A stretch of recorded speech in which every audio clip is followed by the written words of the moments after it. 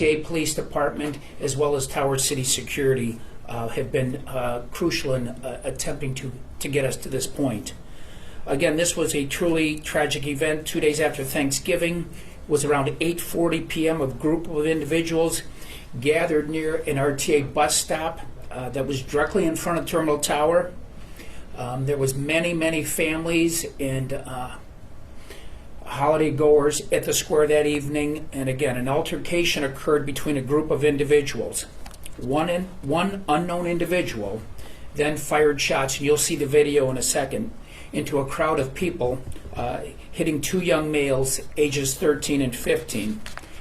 I just want to say, for centuries, Public Square has been the heart of our city. Today, after its remodel, it is a place where families can go to picnic, play, or enjoy the sights of our beautiful city. It is imperative that we are able to provide a safe environment for all who travel to Public Square. Again, I can't express how dangerous this situation was. Thousands of people were at the tree lighting ceremony. People with families, babies, young children celebrating the holiday season. What was supposed to be a joyous occasion quickly turned into a tragic event.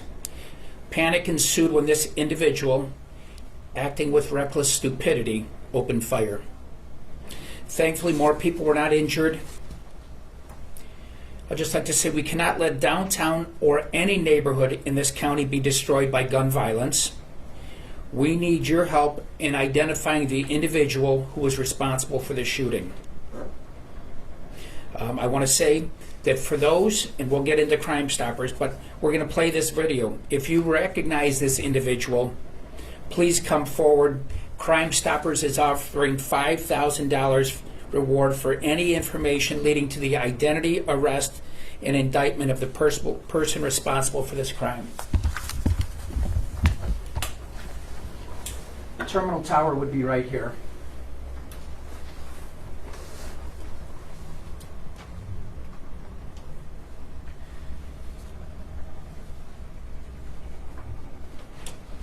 You will see the individual firing into the group. Two people were hit. You'll see another view from overhead where you will see the gunfire.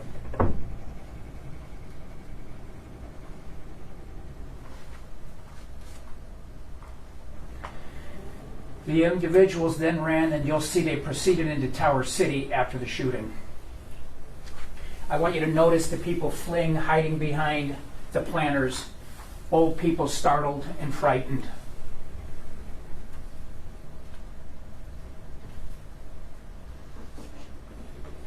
You will see the suspected shooter approaching now. You can see it looks like both of these individuals are carrying guns.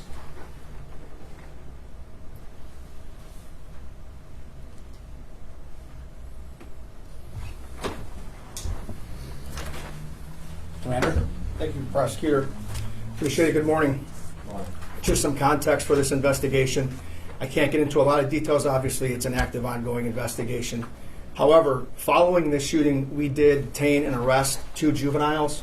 Both of those juveniles did have firearms, and they're facing weapons charges. One of those weapons was stolen, just for context. At the end of the day, this should not define Cleveland. We have to be better than this. We are better than this. This isn't just unacceptable downtown. This is unacceptable in any of our neighborhoods. We absolutely have to do better. Up to this point in the investigation, we need the public's help, and I'm confident that we're going to get it. I'm confident that someone's going to come forward, they're going to do the right thing so that this person can be held accountable. You watch this video and you see all these juveniles running around. Chaotic, gunfire, senseless violence. But I will say this, not all juveniles fit this category. We work with juveniles all the time, rec centers, we do different programs, we interact with juveniles all the time. I don't want to paint all juveniles in the city of Cleveland with a broad brush. There are a lot of good kids out there, but there are those that are wreaking havoc in the streets, and they need to be held accountable. So we need your help. That's all I have for you. Thanks. Okay. Patty Meehan from Crime Stoppers. Thank you. As Prosecutor O'Malley did mention, Crime Stoppers is offering a reward of up to $5,000 for identifying this person of interest. I do have posters for everyone.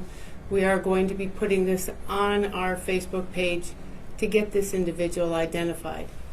We need the public's help in identifying this person and to get this crime solved. Public Square is a place where families should be able to come and enjoy. It's a beautiful place. And Cleveland is a beautiful city. So we're looking for the public's help to help the Cleveland Police solve this case. Thank you. I'll have copies of this for all of you.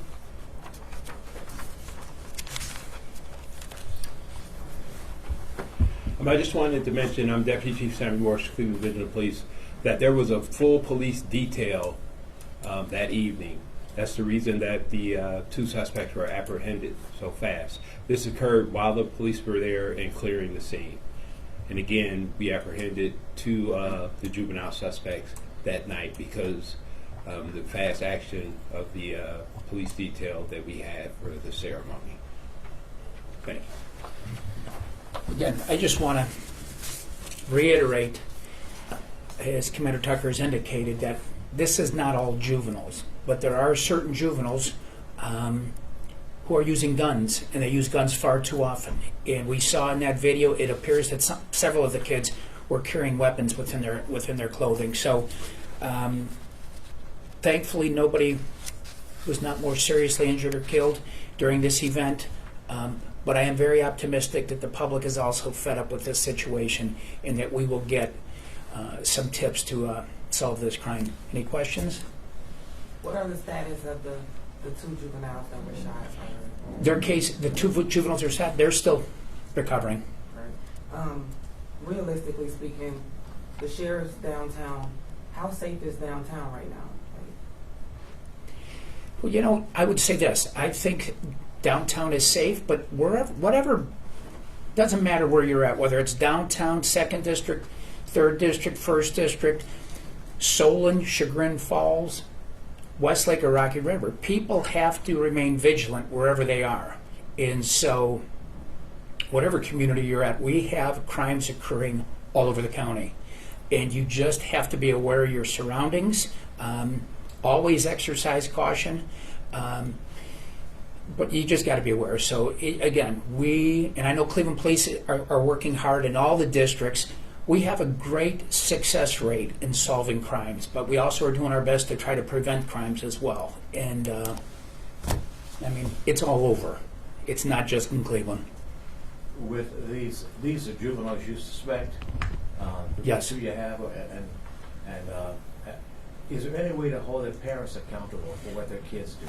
There is not, unless we have an action where perhaps a parent is providing a child a gun, like we saw in that crazy Ethan Crumbley case up in Detroit, where that level of stupidity was reached. But really, parents have to remain vigilant. They have to try to supervise, educate, keep their kids going in the right path. But as we all know, parents can only do so much. Tragically, I see too many cases where parents are the victims, from their own children. So, in a situation like this, unless there's some connection with the parents in the crime, we can't charge the parents for this. Prosecutor O'Malley, what's it like for you watching that video?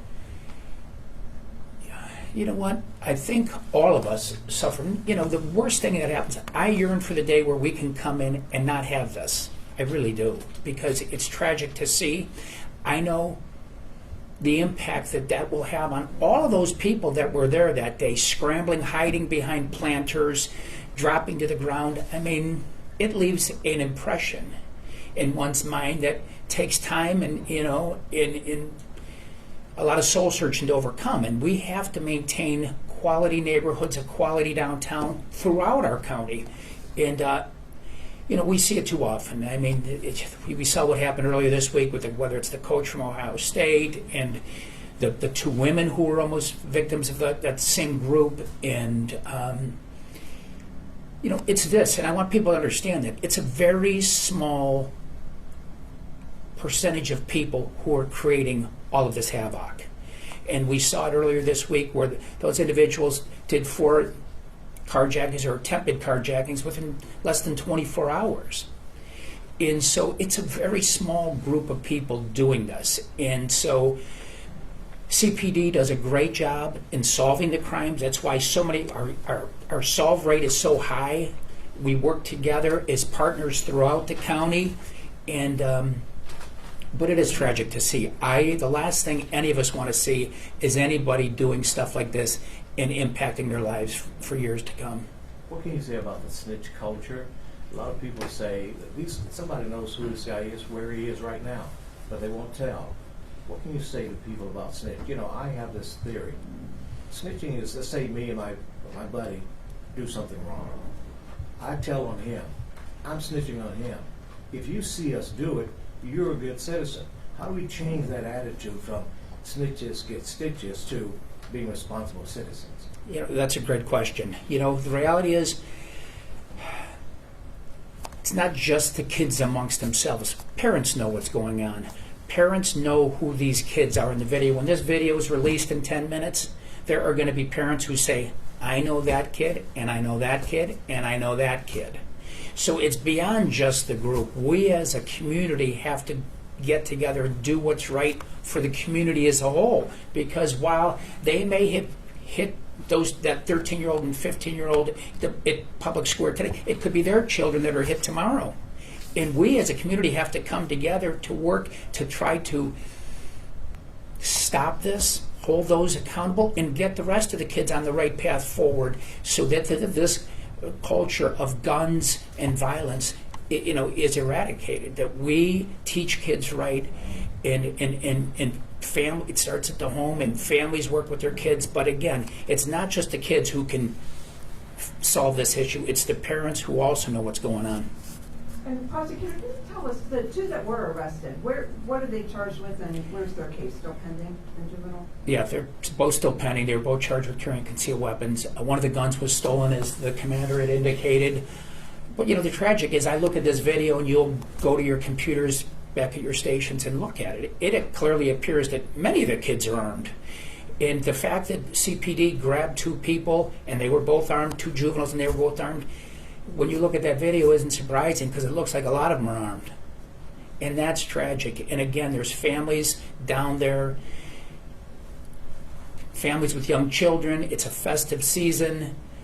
People just want to be safe, whether you're downtown or you're walking St. Clair or you're walking Rocky River Drive. People just want to be safe. And a lot of families said that there was chaos that was going on for a while prior to the shooting. I know you had officers down there. Were there any arrests made before then, or what were the officers? So we had over 25 police officers on this detail in the near vicinity of where this happened, and there were fights. There were fights breaking out all over the place. So our officers did a great job. They were trying to keep the peace, break up the fights, and disperse the crowd actually when this happened. So yes, there were fights throughout Public Square. And do you think unfortunately. Right, unfortunately. Do you think that, and you had 25, that seems like a lot of officers. So is there anything that you've learned from this that you might do different next time that there's a big event? So we've debriefed my detective unit, the special events coordinator. We've learned some things from this, and we're continuing to learn. And there are some things that we're going to do different to try to help mitigate this in the future, no doubt. The 2 17-year-olds, just to clarify, I know at the time when the information initially came out, one of them was cleared from any involvement. I just want to confirm, is that also the case for the second, cleared any involvement with this particular shooting? The first 2 individuals that were arrested on that particular night, my understanding is we have not connected them in any way to this shooting. Okay. And do you know, this is such a large group of juveniles, and from speaking with those 2 17-year-olds, do you get the sense that this is all one friend group, all one school, all one team, or is it kind of a mix of juveniles from all over? You know what? There were hundreds of juveniles down there that particular night, so I couldn't say that they were all from one area or one school. I think there was just a lot. However they all ended up there, and there was hundreds of them. And so I don't know that it's from one particular neighborhood or one particular school. I think there was just a lot of kids down there. And sadly, this was, the worst of it. And again, thankfully, nobody has lost their life. So that's the blessing.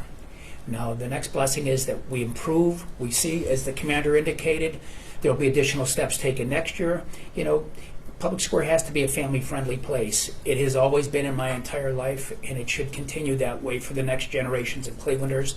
And you know, as we go through life, we live and we learn, and the city has learned. And again, I'm hopeful, and I'm very confident, I should say, that people step forward today, and we find out who the individual was who did that reckless shooting. What's your message to the families who were there?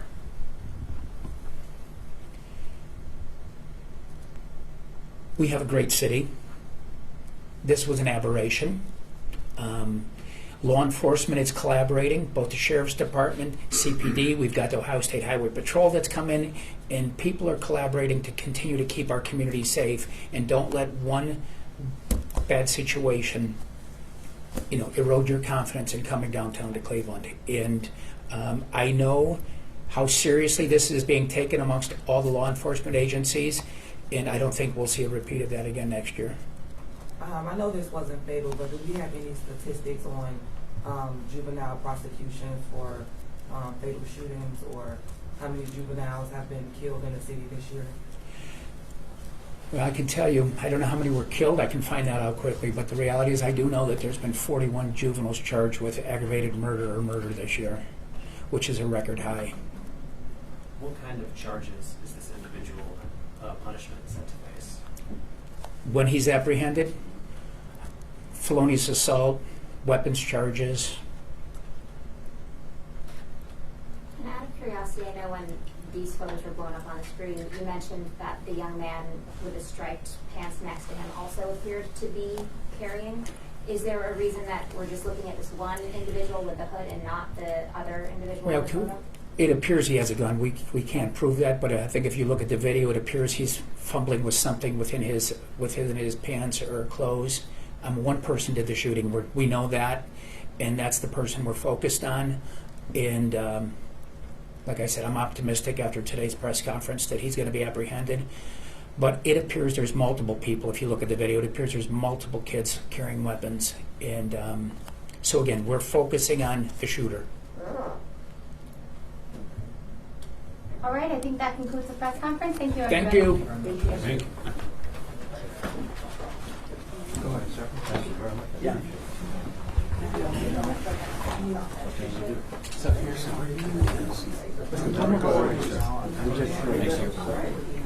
I have flash drives for everybody. Hey, Sammy, how are you? So good to see you. Hi, Commander.